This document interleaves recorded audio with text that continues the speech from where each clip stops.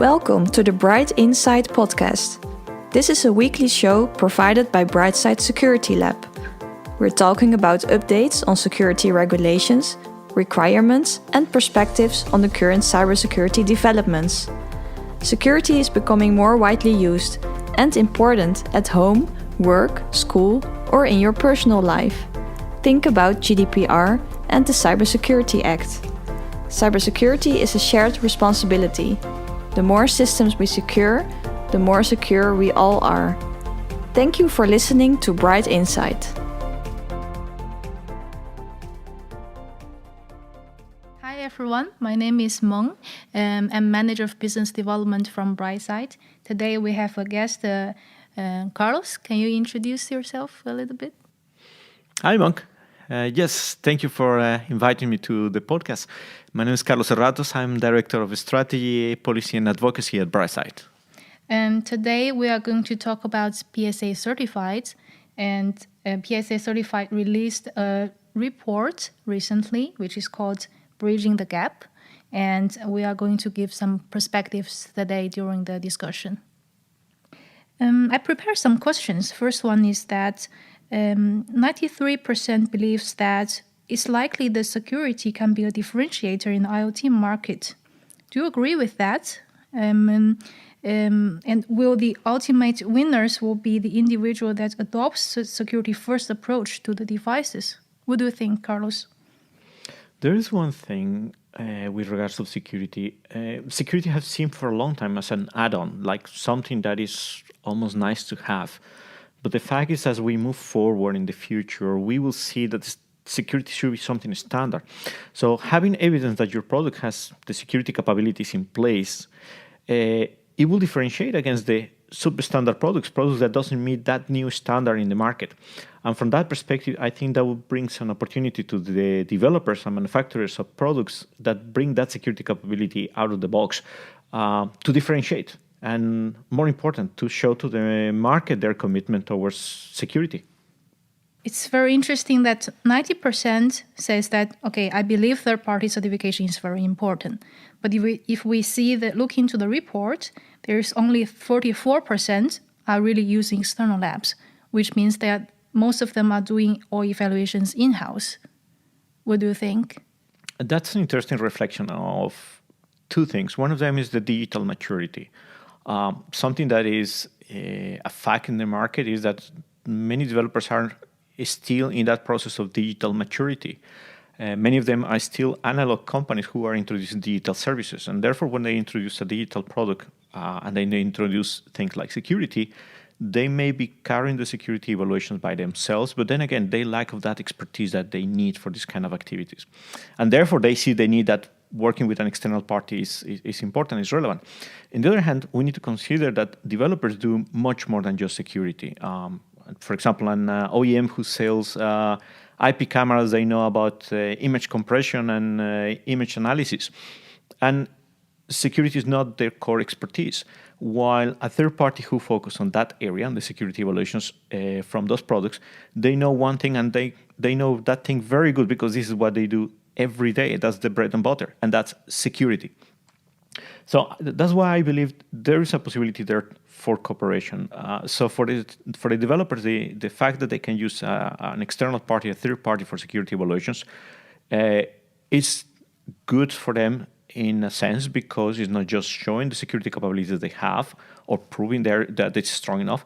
That also gives them the opportunity to go further on that digital transformation and to learn from experts in order to implement best practices. So at every interaction of the product just gets better. Yeah, and also on the from that point of view, that they also through doing this, like doing security evaluations and growing their expertise on security, that also reflects the fact that they believe that security can be a differentiator in the IoT market, right? And it's also that the market itself is asking more and more for evidence of the security. I think at the end of the day, when we think about the 21st century and the digital-oriented economies, when we are very much driven by digital services, and what happened now with COVID is a great example of that, where we depend heavily on digital services in remote operations. There's a huge interest for automation in automotive and manufacturing. It's thanks to the trust built based on the cybersecurity capabilities of the products that we will be enabling that economy, and therefore the interest from the market itself to have that security implementation in the products by default. Yeah, exactly. And my second question is related to a threat analysis in the design. So 47% carry out a threat analysis in the design of every new product. And when we are talking about smaller companies, this number drops to 33%. Why do you think the percentage of the business that carry out a threat analysis falls as when the company size is smaller? Well, I guess it's a combination of factors of what we discussed before. As I said before, the digital maturity is a very important element. If you're a large organization, you have more resources to focus on security and digital transformation. While if you are in a small company, of course, you are much more focused on bringing product into the market. Now, if we see the large number of small companies, I create this mental image of startups. So we're talking a lot about startups. And again, for startups, priority number one is to bring products into the market, to get through that initial phase. Once again, security is important, but if you put in the context of all the other priorities they have, other priorities come in top. Yeah, and I think all the reasons in the end is also a reason of money or financial problems, that smaller companies might not have the budget to afford to hiring more security expertise, so that the threat analysis in the product is also, the percentage of doing that is also lower. But in general, do you think this number is also very low? Because even for large companies, we are only talking about like 47% who is carrying threat analysis. What do you think there? I think we go back to the same, where when the developer doesn't have expertise as their core, when they have security as the core expertise, they should be relying in the collaboration with other parties. That's why, for example, initiatives like CESIF from Global Platform and the PSA certified from the GSA group are a great example how the security capabilities of the components and the platforms that they use for building their products is an excellent way to have an edge, because it's not just having the certainty that they have the right products and products with the right functionality that fit for purpose the specific use cases and applications. It's also that they don't have to develop that capability. So for CESIP and PSA, if developers are looking at those standards, actually those standards also can give them some direction or guidelines when they are doing implementation of security and also doing security analysis. And that's at the development phase. And then when it comes to when the product is about to release, and those standards can also give them a framework to perform a security evaluation using like trusted third parties, so that they can, in that case, reduce the cost of hiring like security experts. When they utilize those products, when those products have been pre-evaluated, pre-certified, you're right, you reduce their effort when it comes to the evaluation of their products. Because the party who's going to certify their products, they don't need to verify something that has been already tested. In any case, they will verify only the proper implementation of the security features provided by those components. And that, of course, the developer has done as little as possible to modify that security capability. Mm-hmm. If new capability has been included on the implementation by the end product developer, that's the only thing that needs to be verified on top. And then, of course, the bottom line is that you have time and cost-efficient evaluations for the certification of the end products. And like you said before, they will be able to utilize security capabilities that they don't need to develop themselves, and in many cases, they don't even to understand.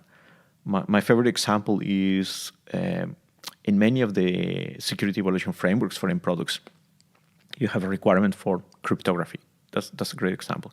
Mm-hmm. If you talk about cryptography, you're talking about a core capability. It's not easy to get to the point where you say, well, I can develop a good crypto algorithm and I have the proper implementation and I know how to do all the management. And not all the companies have the experts on crypto. Exactly. And then if you think about it, even on the self-assessment, there is this question that, do you have the right crypto? I think that's a very difficult question. Yeah, what is right? What is right, exactly. Yeah. So, however, if they acquired a platform or a component that has already that crypto by default, that has been evaluated, and there is evidence, they will understand, okay, do I have the right crypto for my product? And I will be able to answer that question even if I don't understand what is good, what is bad crypto, how it's implemented, etc. Because I know I'm relying on a third party who has evidence of that capability. And that's good, that's enough.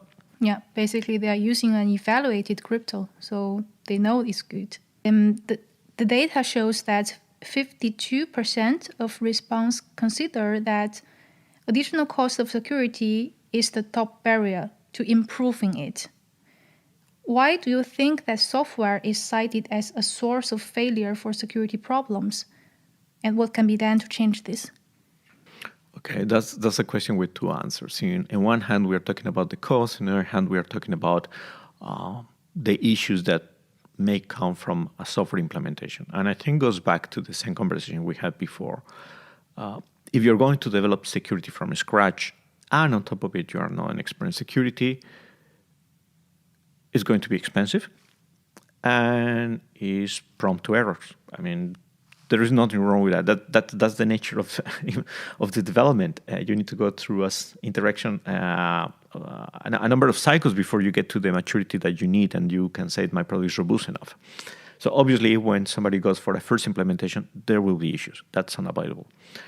But then we go back to the same conversation. If you think that some of that security capability can be provided by the hardware itself, by the root of trust, and then you relied on that security capability, and you focus right on developing that security functionality and making use of what is available at the hardware or provided by the hardware, you will reduce the risk of failure on the software implementation, and of course, you will reduce also the cost. And here we are talking not just development costs, we are talking about maintenance costs, we are talking about all the indirect costs that comes around implementing security functionalities and maintaining them. If they, let's say, if the company did not put security when they, let's say, if the company did not consider security when they are designing the products, and if they want to add its security later on the top of it, the cost might also even be higher, right? Yeah, a typical example is consider the scenario when there is a company who wants or needs and must certify their end product.